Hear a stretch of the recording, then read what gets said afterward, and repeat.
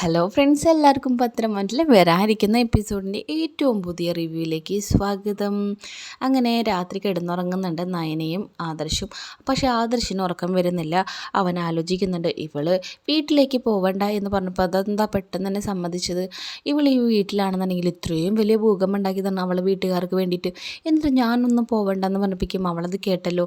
ഇവളുടെ മനസ്സിൽ എന്തോ പദ്ധതിയുണ്ട്, അതെന്താണെന്ന് നമുക്ക് മനസ്സിലാക്കണമല്ലോ, അല്ലെങ്കിൽ ശരിയാവില്ല എന്ന് മനസ്സിലാലോചിച്ചുകൊണ്ടിരിക്കുന്നുണ്ട്. എന്തായാലും അവളെ തന്നെ വിളിച്ചെണീപ്പിച്ചിട്ട് ചോദിക്കാമെന്ന് പറയുകയാണ്.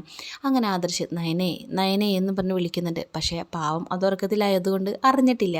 അങ്ങനെ ആദർശ് അവൾ തോണ്ടി വിളിക്കാനായിട്ട് ഇങ്ങനെ ചെല്ലുമ്പോഴും അപ്പം ബെഡിൽ നിന്ന് നേരെ നയനയുടെ അടുത്തേക്ക് വീഴുകയാണ്. നയന ഉറക്കത്തിൽ എന്താണെന്നറിയാതെ ഉറക്കൊച്ചെടുക്കുന്നുണ്ട്. അപ്പോൾ ആദർശ് പറയുകയാണ്, നീ ഇങ്ങനെ കൂവി വിളിക്കാതെ ഒന്നും മിണ്ടാതിരിക്കും, നീ സ്വപ്നം കണ്ടതാന്ന് പറയണം. ഞാൻ സ്വപ്നം കണ്ടതൊന്നല്ല. പിന്നെ ഇങ്ങനെ ആദർശത്തിനോടേക്ക് എൻ്റെ അടുത്ത് വന്നിരുന്നു ചോദിക്കുന്നുണ്ട്.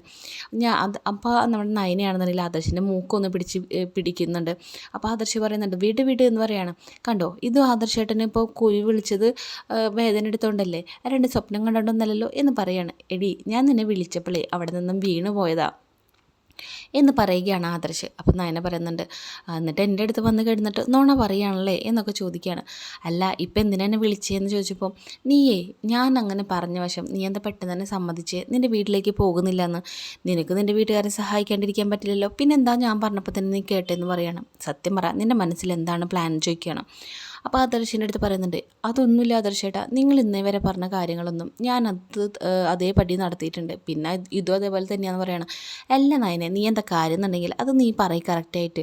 എൻ്റെ മനസ്സിലെ എന്താ പദ്ധതി എന്ന് എനിക്കറിയണമെന്ന് പറയാണ്. അപ്പോൾ നയന പറയുന്നുണ്ട്, അതല്ലേ പറഞ്ഞത്, നിങ്ങൾ പറഞ്ഞുകൊണ്ട് ഞാനതനുസരിച്ചു. നിങ്ങളിന്ന് കിടന്നുറങ്ങാൻ നോക്ക്, വേറെ പണിയൊന്നുമില്ലേ എന്ന് പറഞ്ഞിട്ട് നയന കിടന്നുറങ്ങാണ്. പക്ഷേ ആദർശിന് ഉറക്കം വരുന്നില്ല. എന്താണ് ഇവിടെ മനസ്സിൽ ആലോചിച്ചുകൊണ്ടിരിക്കുന്നതെന്ന് അറിയാതെ ആദർശ് ഇങ്ങനെ ചിന്തിച്ചുകൊണ്ടിരിക്കുകയാണ്. പിറ്റേ ദിവസം രാവിലെ ആയപ്പോൾ മുത്തശ്ശൻ ഇരുന്നിട്ട് ഒരു പുരാണമായിട്ടുള്ളൊരു പുസ്തകം വായിച്ചുകൊണ്ടിരിക്കുകയാണ്. തൊട്ടപ്പുറത്ത് തന്നെ നവ്യ ഇരിക്കുന്നുണ്ട്. അപ്പം നയനയാണെന്നുണ്ടെങ്കിൽ അവിടെ ഇങ്ങനെ മേശയൊക്കെ തുടച്ച് ഓരോ പണികളൊക്കെ ചെയ്തുകൊണ്ടിരിക്കുകയാണ്. അത് മുത്തശ്ശൻ കാണാൻ വേണ്ടി തന്നെയാണ് ചെയ്തുകൊണ്ടിരിക്കുന്നത്. അപ്പോൾ അവൾ തുടച്ചുകൊണ്ടിരിക്കുന്നതൊക്കെ നവ്യ ശ്രദ്ധിക്കുന്നുണ്ട്. അങ്ങനെ നവ്യ ഒന്ന് ചോദിക്കുന്നുണ്ട്, എടി നിനക്ക് എന്താ വട്ടായ, നീ ചെയ്തോടെ തന്നെ ചെയ്തുകൊണ്ടിരിക്കുന്നുണ്ടല്ലോ, ഇവിടെയൊക്കെ ക്ലീൻ ആയതാണല്ലോ, പിന്നെ എന്തിനത് നിന്ന് ചെയ്യുന്നതെന്ന് ചോദ്യം ചെയ്യുകയാണ്. അത് കഴിഞ്ഞ ശേഷം ആദർശ് അവിടേക്ക് വരുന്നുണ്ട്. അപ്പോൾ ആദർശ് മുത്തശ്ശൻ അങ്ങനെ ഗുഡ് മോർണിംഗ് മുത്തശ്ശൻ എന്നൊക്കെ പറയുമ്പോൾ മുത്തശ്ശൻ അത് ശ്രദ്ധിക്കുന്നില്ല. മുത്തശ്ശൻ വായനയിൽ മുഴുകിയിരിക്കുകയാണ്. അങ്ങനെ അടുത്ത് തന്നെ വന്നിരിക്കുന്നുണ്ട്. അപ്പോൾ ആദർശ് നോക്കുമ്പോൾ നയന ഇതേപോലെ തന്നെ അവിടെ നിന്ന് തുടച്ചുകൊണ്ടിരിക്കുന്നുണ്ട്. അവളെ മുഖം കണ്ടിട്ട് അത്ര വലിയ സുഖമായിട്ടും തോന്നുന്നില്ല. അപ്പോൾ മനസ്സിലായിരിക്കുന്നുണ്ട്, ഇവളത് എന്തോ മനസ്സിൽ ഉദ്ദേശിച്ചുകൊണ്ടുള്ള നിപ്പാണല്ലോ, എന്താണാവോ അവൾ ഇനിയിപ്പോൾ അവതരിപ്പിക്കാനായിട്ട് പോകുന്നതെന്നൊക്കെ ആദർശ് ഇങ്ങനെ ആലോചിച്ചുകൊണ്ടിരിക്കുകയാണ്. ആ സമയം നേരെ അവിടേക്ക് വന്നിട്ട് നമ്മുടെ നയനയാണെന്നുണ്ടെങ്കിൽ അവിടെ ആദർശിൻ്റെ കയ്യിൽ ന്യൂസ് പേപ്പർ ഇരിക്കുന്നുണ്ട്. അത് തട്ടിപ്പറിച്ച് വാങ്ങിച്ചിട്ട് മുത്തശ്ശൻ്റെ കൈ കൊടുക്കണം, എന്നാ മുത്തശ്ശ എന്ന് പറഞ്ഞിട്ട്. അപ്പം മുത്തശ്ശൻ പറഞ്ഞിട്ട്, ഓ ന്യൂസ് പേപ്പർ വന്നോ, ഞാനത് ശ്രദ്ധിച്ചില്ലല്ലോ എന്ന് പറയാണ്.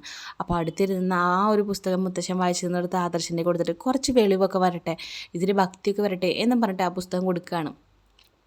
അതിനുശേഷം നയന അവിടെ നിന്ന് നേരെ അകത്തോട്ട് പോയിട്ട് ആ മുത്തശ്ശനുള്ള കോഫിയായിട്ട് വരുന്നുണ്ട്. അങ്ങനെ കോഫി കൊണ്ടുവരണം കണ്ടിട്ട് ആദർശ് വിചാരിച്ചു ആദർശിനുള്ള ചായയാണെന്ന്. അപ്പോൾ പറയുന്നുണ്ട്, എനിക്കുള്ളതാണെന്ന് തരാൻ പറയുമ്പോൾ നിങ്ങൾക്കുള്ളതല്ല, ഞാനിത് മുത്തശ്ശന് കൊണ്ടതാണെന്ന് പറഞ്ഞിട്ട് മുത്തശ്ശന് കൊടുക്കുന്നുണ്ട്. അപ്പോൾ പറയുന്നുണ്ട്, മോളെ എനിക്കൊരു വട്ടം തന്നതാണല്ലോ, പിന്നെ എന്തിനെനിക്ക് വീണ്ടും തരുന്നതെന്ന് ചോദിച്ചപ്പോൾ, അതൊന്നുമില്ല, ഒന്നും കൂടി ഫ്രഷ് ആയിക്കോട്ടെ എന്ന് വിചാരിച്ച് ഞാൻ കൊണ്ടുവന്നതാന്ന് പറഞ്ഞിട്ട് അത് കൊടുത്ത് അവൾ മാനേജ് ചെയ്യാണ്. അപ്പോൾ അതെന്തായാലും നല്ല കാര്യം എന്ന് പറഞ്ഞിട്ട് നയനയുടെ കയ്യിൽ നിന്ന് അത് വാങ്ങിച്ചു കുടിക്കുന്നുണ്ട്. അപ്പോൾ ആദർശനാണെങ്കിൽ മനസ്സിലാവുന്നുണ്ട്, ഇവൾ എന്തോ ഉദ്ദേശിച്ചുകൊണ്ടാണ് നിൽക്കുന്നത്, ഇവളെ മനസ്സിൽ ഇന്നലെ പറഞ്ഞ പദ്ധതി തന്നെയാണെന്ന് തോന്നുന്നു എന്ന് പറഞ്ഞുകൊണ്ട് അവിടെ നിൽക്കുകയാണ്. അപ്പോൾ മുത്തശ്ശൻ ചോദിക്കുന്നു, അല്ല മോളെ, നീ എന്താ ഇത്ര നേരമായിട്ടും വീട്ടിലേക്ക് പോകാത്തത്, വീട്ടിൽ പോയിട്ട് വേല ചെയ്യാനായിട്ട് ചെല്ലാനായിട്ട് പറഞ്ഞിട്ടില്ലേ എന്ന് പറയുകയാണ്. ആ സമയം നമ്മുടെ നയന പറയാനായിട്ട് തുടങ്ങുന്നുണ്ട്, അത് പിന്നെ കൃഷ്ണമൂർത്തി സാറ് എന്ന് പറഞ്ഞ് തുടങ്ങുമ്പോഴേക്കും ആദർശ് പറയുന്നുണ്ട്, ഞാനാ പറഞ്ഞ മുത്തശ്ശി അവളുടെ അടുത്ത് പോകണ്ടെന്ന്, ഇന്നത്തെ ദിവസം അത്ര നല്ലതൊന്നല്ല, അതുകൊണ്ട് ഇന്ന് പോകണ്ട എന്ന് ഞാനാ പറഞ്ഞെന്ന് പറയുമ്പോൾ, നിന്നോട് ആരാ പറഞ്ഞേ ഇന്നത്തെ ദിവസം നല്ലതൊന്നല്ല എന്ന്, ആ പറഞ്ഞ ആളിങ്ങോട്ട് വിളിക്കി, ഇന്ന് ഏറ്റവും നല്ലൊരു ദിവസമാണ്.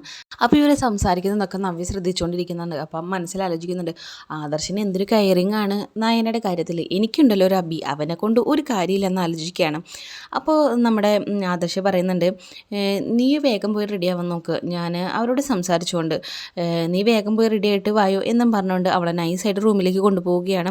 അങ്ങനെ റൂമിൽ ചെന്നിട്ട് ചോദിക്കുന്നുണ്ട്, നീ എൻ്റെ മുത്തശ്ശൻ്റെ മുമ്പിൽ ഓവർ ആക്റ്റൊക്കെ ചെയ്തിട്ട് എന്നെ കാണിച്ചു കൊടുക്കാൻ നിൽക്കാല്ലേ, എന്നെ കുരുതി കൊടുക്കാനായിട്ട് ഒരുങ്ങി തന്നെയാണല്ലോ ഇതിൻ്റെ പുറപ്പാട് എന്ന് ചോദിക്കുകയാണ്. അപ്പോൾ പറയുന്നുണ്ട്, ഞാൻ സാധാരണ മുത്തശ്ശനെ ചെയ്യാറുള്ള കാര്യങ്ങൾ തന്നെയാണ് ചെയ്തിരിക്കുന്നത്, നിങ്ങൾക്ക് അതിലെന്തെങ്കിലും സംശയം ഉണ്ടെങ്കിൽ വായോ നമുക്ക് മുത്തശ്ശനോട് തന്നെ പോയി ചോദിക്കാമെന്ന് പറയുകയാണ്. അത് പിന്നെ നീ എന്താ ഇങ്ങനെയൊക്കെ സംസാരിക്കുന്നത് എന്ന് ചോദിക്കുകയാണ്.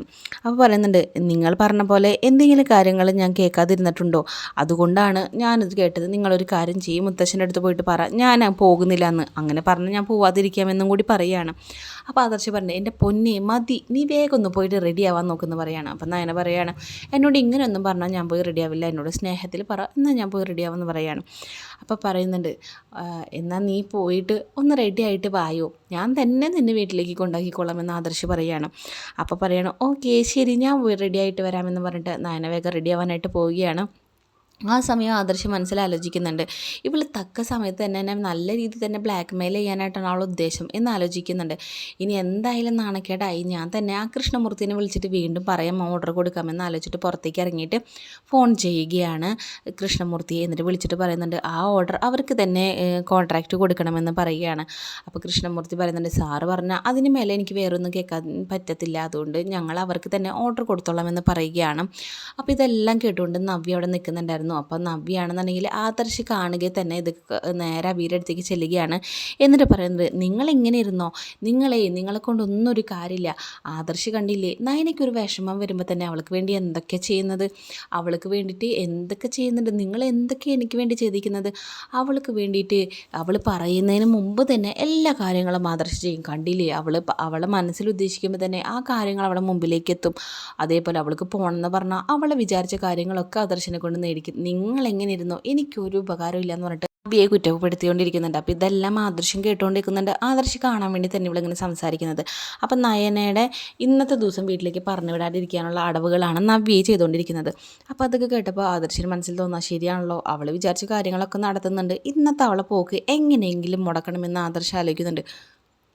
അങ്ങനെ അവളെ താളത്തിനൊത്തും നമുക്ക് തുള്ളാനായിട്ട് പറ്റില്ലല്ലോ എന്നാലോചിച്ചുകൊണ്ട് ആദർശ് നേരെ റൂമിലേക്ക് വരികയാണ്. എന്നിട്ട് ആലോചിക്കുന്നുണ്ട്, ഇന്ന് അവൾ പോവാതിരിക്കാനായിട്ട് എന്തൊപ്പിക്കാനാ പറ്റുക എന്നാലോചിച്ചുകൊണ്ട് നിൽക്കുകയാണ്. ആ സമയം ടേബിളിൽ ഓയിൽ ഇരിക്കുന്നുണ്ടായിരുന്നു. അപ്പോൾ ഇത് കൊണ്ടുപോയിട്ട് അവൾ ബാത്റൂമിൽ പുറത്തേക്ക് ഇറങ്ങുമ്പോൾ കാല് തന്നെ വീണ് കഴിഞ്ഞാൽ അവൾ വീട്ടിലേക്ക് പോകില്ല. അപ്പോൾ ഇന്ന് പോവാതിരിക്കാനായിട്ട് അവൾക്ക് സാധിക്കും എന്നും പറഞ്ഞുകൊണ്ട് ആ ഓയിൽ എടുത്തുകൊണ്ട് അവൾ ബാത്റൂമിൻ്റെ തൊട്ട് മുമ്പിലായിട്ട് തന്നെ ഓയിൽ കൊഴിക്കുകയാണ് നല്ല രീതിയിൽ തന്നെ. അങ്ങനെ അവൾ പുറത്തേക്ക് വരുമ്പോൾ വീഴാനായിട്ട് അങ്ങനെ ആദർശ് ഒളിഞ്ഞ് മാറിയിട്ട് നിന്ന് നോക്കിക്കൊണ്ടിരിക്കുകയാണ് ഡോറിന് പുറത്തായിട്ട്. അങ്ങനെ നയനയാണെന്നുണ്ടെങ്കിൽ കുളി കഴിഞ്ഞിട്ട് പുറത്തേക്ക് വരാനായിട്ട് നിൽക്കുന്ന സമയത്ത് നയനയ്ക്ക് അവിടെ എന്തോ ഓയിൽ കിടക്കുന്ന പോലെ തോന്നിയിട്ട് അവൾ അങ്ങോട്ട് ചാടി കിടക്കുകയാണ്. എന്നിട്ട് നോക്കുമ്പോൾ ഒളിഞ്ഞ് നിന്ന് നോക്കുന്ന ആദർശിനെ കാണുന്നുണ്ട്. അപ്പോൾ നയന മിണ്ടാതെ പോയിട്ട് ഡോറിൻ്റെ ബാക്കിലേക്ക് നിൽക്കുകയാണ്.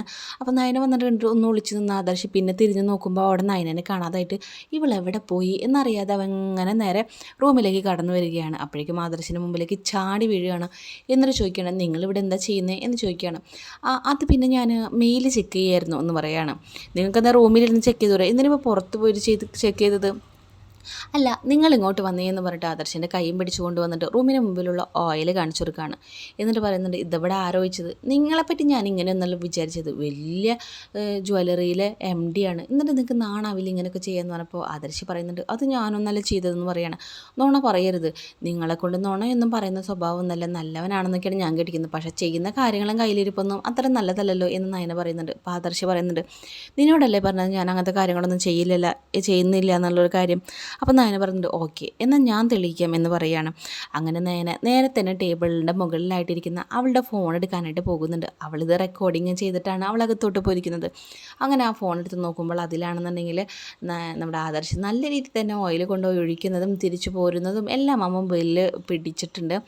അങ്ങനെ അത് ആദർശിന് കാണിച്ചു കൊടുക്കുമ്പോൾ ഒന്നും മിണ്ടാൻ പറ്റാതെ അങ്ങനെ നിൽക്കുകയാണ്. അപ്പം നയന പറയുന്നുണ്ട്, ഓ വലിയൊരു കമ്പനിയുടെ MD ആണ്, ഞാൻ അങ്ങനെയൊന്നും ചെയ്യില്ല, ഞാൻ നുണകൾ പറയില്ല എന്നൊക്കെ വലിയ വലിയ വായിൽ വർത്താനം പറഞ്ഞ ആളല്ലേ ഈ ഓയിൽ ഒഴിച്ചിരിക്കുന്നത്, അല്ല എന്ന് ആദർശേട്ടൻ എന്നെ പറയാൻ പറ്റുമെന്ന് ചോദിക്കുകയാണ്. അപ്പോൾ അവൾ പറഞ്ഞതിനൊന്നും മറുപടി പറയാൻ പറ്റാതെ ആകെ ചമ്മി നാറി നിൽക്കുകയാണ് ആദർശ്. അങ്ങനെ ആദർശിനെ കാണിച്ചുകൊണ്ട് മറ്റൊരു എപ്പിസോഡ് തിരികെയാണ്. വീഡിയോ കാണുന്ന നിങ്ങളെല്ലാവരും ഒരു ലൈക്ക് തരണം. നിങ്ങളുടെ ലൈക്ക് ഉണ്ടെങ്കിൽ മാത്രമേ നമുക്ക് നല്ല രീതിയിൽ മുന്നോട്ട് പോകാനായിട്ട് സാധിക്കുകയുള്ളൂ. അപ്പോൾ ഏറ്റവും പുതിയ പത്തനംതിട്ടയിലെ വരാനിരിക്കുന്ന എപ്പിസോഡിൻ്റെ റിവ്യൂ ആയിട്ട് ഞാൻ നിങ്ങളുടെ മുമ്പിലേക്ക് എത്താം. അതുവരേക്കും ബായ്.